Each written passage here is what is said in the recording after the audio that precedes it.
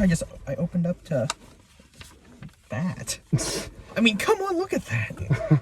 The original Catwoman costume. Nice. Anyway, guys, here's our video review for the Batman. You can tell I'm ready. And I'm getting really hot, so I'm going to keep talking while I get this thing off me. Woo! No saran wrap. No saran wrap on my head. I just wore a beanie because I saw an interview with Paul Dano before I saw this, and he was like, when he put on the saran wrap, like, the first day of shooting, he had, like, brain swelling. So I didn't want to do that, just to be safe. So anyway, this is a non-spoiler review for the Batman, obviously. This is a very nearly 3-hour movie. So a lot happens, and we will try not to spoil a lot.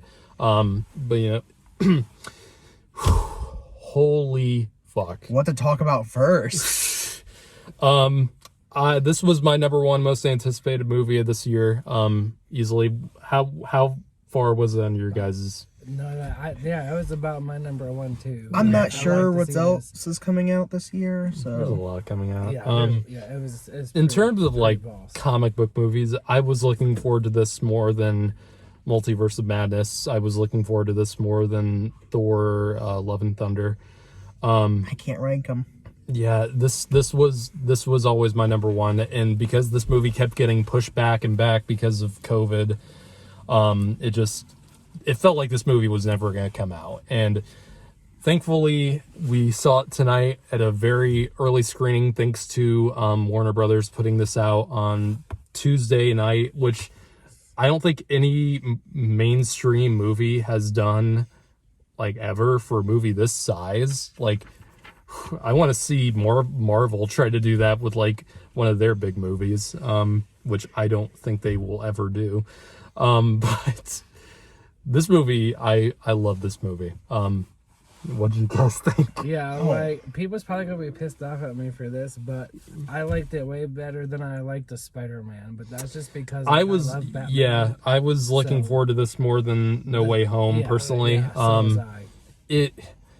Batman and Spider-Man have always been my two superheroes when I was a kid, and I would go back and forth from Spider-Man to Batman often.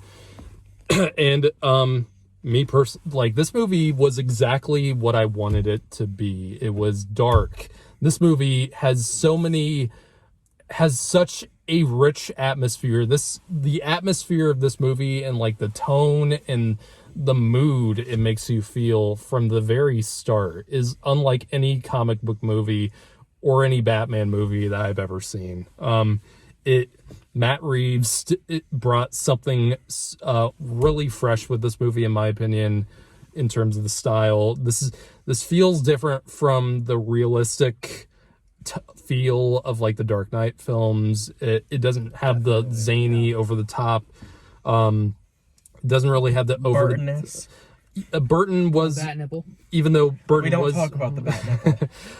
it's not at all like the fucking Joel Schumacher Batman movies, of course, and it's kind of dark like the Tim Burton movies, but it's not quite as Zany. over the top or zany. People think those movies are.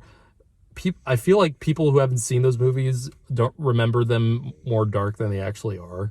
Like, they're very silly, but I love the Tim Burton movies personally. This, right from the start, this feels so different. In such a good way. Yeah. It was awesome. I had to piss for an hour, and I held it for as long as I could. This movie did not feel 3 hours to me. I've seen some reviewers, the pacing sometimes can get slow.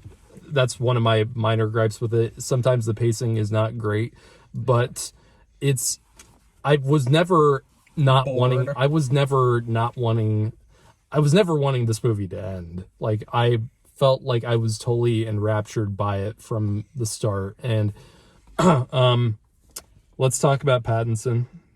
Oh, yeah, he did pretty damn good for being Batman. Oof, man. Good Batman. Hopefully all the haters will finally shut up. If I see any of my any people I know still coming out of this movie and calling him Twilight Boy, I am literally going to grab them violently. For me, it's like being someone who likes comic books myself. It's like seeing what I think of Batman sounding like and acting like put on the screen. Like he definitely did it justice. Like he did a damn good job playing Batman. The voice is perfect. It's not at all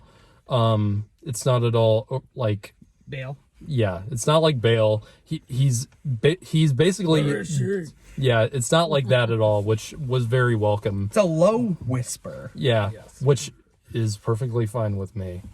It's like if you're gonna do a voice, that's this is not a clearly terrible one. what sets this Batman apart from the others is Bruce Wayne in this is a broken man, And like almost non-existent. broken young adult man. Like he's different from other Bruce Waynes in that his Bruce Wayne is very much A recluse. not only recluse, but it basically is what other Batman versions have kind of always alluded to, is that Batman is Bruce Wayne's true persona, and Bruce Wayne is only a mask. Like in Batman Begins, when Rachel at the end tells him that, like that is not more true than in this movie. Like Even Riddler talks about that. yeah, and some Batman fans will not like that about this movie, that Bruce and Batman are kind of similar, when a lot of the times they expect Bruce to be much more extroverted and much more of the showman, and not like the very, very held back and very, very brooding like Batman is. And I think it actually does make sense with this movie, because it really is a coming to age tale for a young Bruce Wayne. And because like I said, he is mentally ill, like, and I'm so glad this version brought that to light finally. Like Bruce Wayne should be like messed up, and this version of Bruce Wayne is very messed up, and he has a lot to learn still. Even though he's been Batman for 2 years, he still hasn't gotten over a lot of his inner demons, and that's part of the arc of this movie, and I thought it was very appropriate. One of the things I will say, when there is a sequel, his Bruce Wayne is going to change. I believe that it's going to change and be the more Bruce Wayne that we know, because he's going to become more public and less of a recluse. Yeah. Yes. And have more public relations. I kind of like don't want to cause I know we're not doing any spoilers, but like, what do you guys think about like Under the Mask, like the eye thing? Oh, I love it. I think it works perfectly. I think that was fucking fantastic how they did that. Definitely, for sure. People will call this emo Bruce Wayne, but it's for sure. And he totally is emo. He totally is emo, but I like emo Bruce Wayne. I really do. Because it fits. It doesn't do the thing where like it never. All the other Batman movies never showed Bruce Wayne like taking off and putting on the black eye makeup, even though he's clearly wearing black eye makeup in all those movies. So clean. Yeah, like in Batman Returns, Nice combed hair. in one cut, the eye makeup is just gone. Not in this movie. Clearly shows that it's not afraid to have that in there, and I'm so glad this version of Batman just felt so free and so uncompromised, and I really like that. It's very much this movie broken. And Joker, the Joaquin Phoenix Joker, are very similar in that they're so gritty. Yeah, they're not only gritty, but they feel so free from any other incarnation. Now I want to talk about Zoe Kravitz as Catwoman. She did absolutely fantastic. She was great. Definitely. More than just a jewel thief. Yeah. Which was actually a nice change from what I'm used to. She has good motives that are explored very well. She has a lot more character to her. I'd say her and Michelle Pfeiffer are my two favorite Catwomans. Which one's Michelle Pfeiffer again? From Batman Returns. Okay. Isn't she the original for the movies? Yeah, well, from the Michael Keaton ones. Also, Paul Dano as the Riddler is terrifying in this movie. Like, oh my god, he is having fun in this movie, and he's like, there's so many things about this that I love about his performance. Like, I didn't know how to feel during his freak out. he's that part I actually do like. On a second watch, I think I might get into it more because I just felt awkward during when he was making he was like that's sustaining a note. Like, that's a Paul Dano thing. Like, I've gotten used to from his other performances in like Prisoners or There Will Be Blood. I need to watch it's a thing. He does go over the top, and he's not afraid to like be loud. But it fit this character. Yeah, I wasn't expecting that. And when he's wearing that mask and he's killing people, it's terrifying. And that it's odd seeing that mask and then hearing his normal voice. Yeah, and instead of that distorted voice. Right when I heard he was cast, I thought it was perfect casting, and my mind hasn't changed about that at all. He was great. Colin Farrell is unrecognizable as the fucking Penguin. The makeup on him is just whoa. Great Penguin. That itself deserves a nomination. It's not quite. It's not. It's more realistic than Danny DeVito's Penguin, obviously, but he was still great. He was having fun a lot. He was having a lot of fun. Mm-hmm. I haven't gotten that far in Gotham, so. Well, I mean, like, you've seen, like, Oswald is in, like, it's been so long since I watched Gotham. Like, when did that premiere? Like 2014. It's been like almost 8 years. Yeah, I haven't 13, to be honest. I haven't touched it since. But also, well, they're both just very realistic. Yeah, and which is good. Mm-hmm. I think This is a very realistic Batman, like for real. Yeah. How many people are gonna complain that he didn't smoke? Probably Because we know that Colin did. Yeah, it's whatever. I don't really care about that. Jeffrey Wright is of course really great. As Commissioner Gordon, I love Jeffrey Wright. Lieutenant. Yeah. He hasn't gotten the commissioner. He hasn't gotten the commissioner role yet. But yes, so we're running out of time. We've gone a really long time talking about this.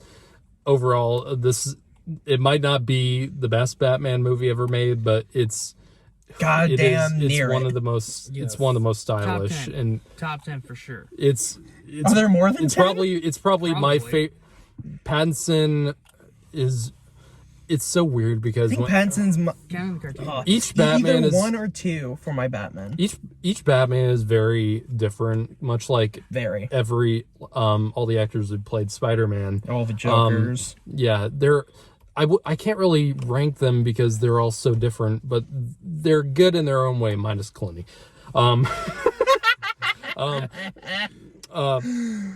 Sorry, George Clooney, I love you as an actor, just not Batman. But yes, overall, like, this movie gave me what I wanted. I thought this was a wonderful experience. I felt so great watching this in IMAX, and it's. I definitely need to see this again. I will definitely be seeing this again. What do you guys?